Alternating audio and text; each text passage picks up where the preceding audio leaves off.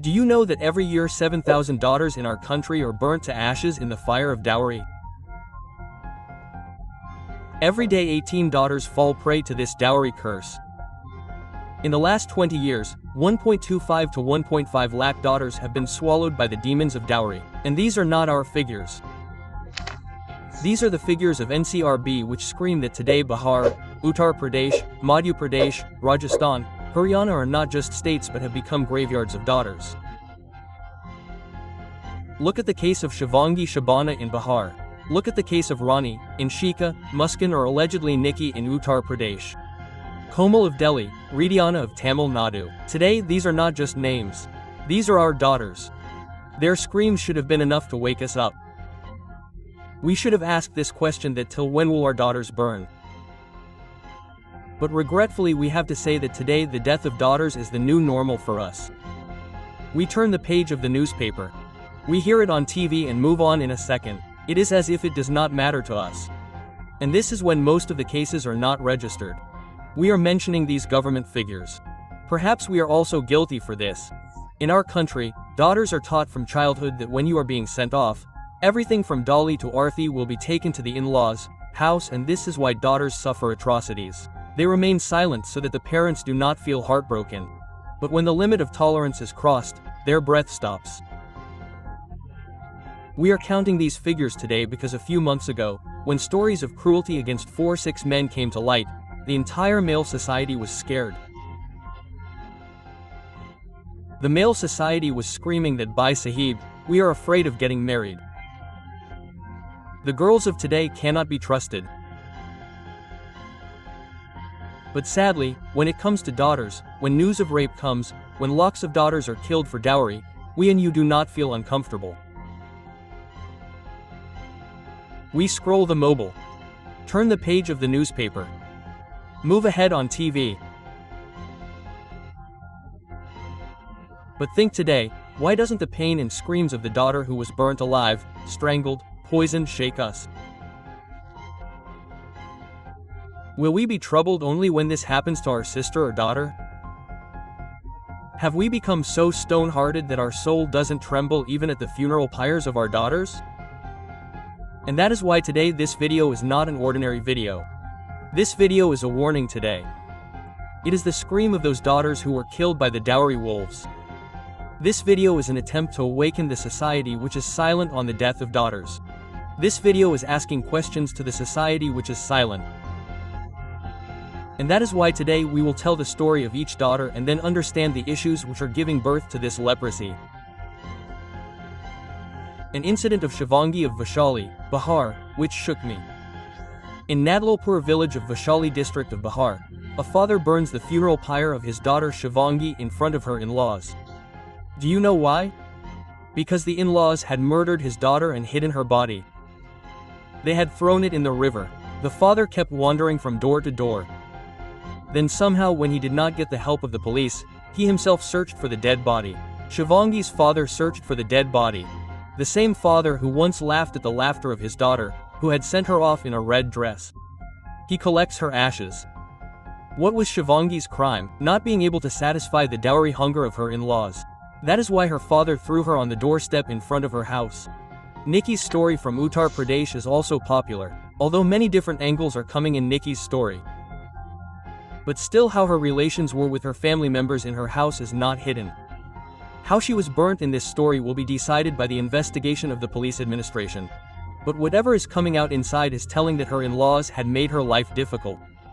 Even before this, she had left the house. After that there is a reconciliation. The father brings her back, and now the same father was burning his daughter's dead body. No one from the in-laws' side had even gone. Shabana Sarani's story from Bihar. Shabana, 18 years old, is the mother of a daughter. Jewelry worth 5 lakhs was promised at the time of marriage. 3 lakhs were given. 2 lakhs were remaining. In-laws used to taunt and threaten her day and night. Shabana's parents were poor. They could not pay, and she was killed. She was killed only because she was poor. Story of Rani from Uttar Pradesh. Bareilly girl Rani's father spent his life savings on her marriage. But her in-laws wanted a motorcycle, jewelry. They were taunting and insulting her every day. When they did not get anything else from her parents, Rani was strangled to death. Her father screams that I gave everything and still they killed my daughter. Reason: she was poor and could not take dowry. Muskin from Lani Ghaziabad of Uttar Pradesh. Muskin's name was like her smile. Her in-laws snatched away her every smile. They were demanding a car. Her parents said, "We do not have the means." That itself became a crime. Muskin was beaten, humiliated, and then one day the news came that Muskin had hanged herself. But her father says that the daughter has been killed. Here too, the reason for not being able to give a car was the molestation. Komal was a 22-year-old girl in Dwarka, Delhi. Her life had not even started properly. Her in-laws' dowry hunger was not satiated.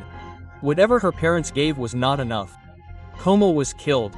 Her mother is still a sati in her memory. Komal's only crime was that she could not satisfy her greed. The same is the story of Inshika in Prayagraj, Uttar Pradesh. Inshika's family spent all their money on the wedding. Her in-laws wanted more. She was tortured and then killed. Today, the father is asking what was the daughter's fault. Such is the story of Ridana in Tiruvar, Tamil Nadu. A few months passed after the wedding. Her in-laws demanded dowry. When they did not get more from her parents, she was killed. Even her screams became silent. There are countless stories. The nameless daughters of Aligarh and Pilibhit. In Aligarh, a daughter was burnt with hot iron rods because her parents did not meet her dowry demand. In Pilibhit, another daughter died after being fed up with repeated demands. And all this is because the demon of dowry has taken root in the hearts of humans. Actually, dowry was also a custom. A loving gift from parents to their daughter. They wanted their daughter to be happy. They used to give something according to their means while sending their daughter off. Sometimes some money, sometimes jewelry, sometimes some items for daily life. But then this custom became a demon. The in-laws consider dowry a right. Before marriage, they decide how much they will give to your daughter who brings home. How much money will you get? How much car will you get? How much jewelry will you get? What kind of house will it be? There is no end to the demands of dowry. And when these demands are not met, the daughters are killed. Sometimes by strangulation, sometimes by feeding poison, sometimes by burning alive. At least the NCRB figures say this. NCRB figures say that the figures are written in blood due to dowry. 6,450 cases were reported in 2022. In 2021, 6,753 girls died due to dowry. In 2020, 6,966 girls died due to dowry. That is, around 7,000 girls are being sacrificed for dowry. Every 3 days 54 daughters are burning in this fire. 18 girls every day. Uttar Pradesh, Madhya Pradesh, Bihar, Rajasthan, Haryana are 80% responsible for these incidents. And these are only registered cases. Sir, both you and I know that the matter does not reach the government figures. There is fear in the society. The daughter is afraid that the father's respect will be lost. Who will accept her in the society? People remain silent. And the reason for this is you and me. How? Our daughter is taught from childhood. Stay quiet in her in-law's house. She suppresses her pain in her heart.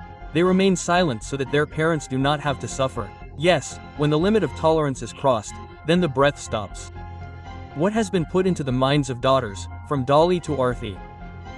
This is what they are taught. If something happens in the in-law's house, adjust. Bear it. When she dies, the society says what could they have done? All this keeps going on and is going on. That is why after the death of so many girls, it does not matter to us now. You and I are calling it the new normal. The new normal has made marriage a business. And actually it is a business. Now you think of the pain of that father who is lighting the pyre of his daughter. The daughter whom he gave birth to, raised, nurtured, sent off with love. Whose laughter was once his life. Now she is ashes. Every 3 days, sir, 54 daughters. Every day 18 girls are burning in this fire. And we and you, to be honest, we do not even know your name. We do not even know the name. 4 men died. The whole country came to know that a woman did this to a certain man. Every day 18 girls are dying. We have no news about this. We ignore a normal headline in the newspaper. We move on with TV. We move on in life.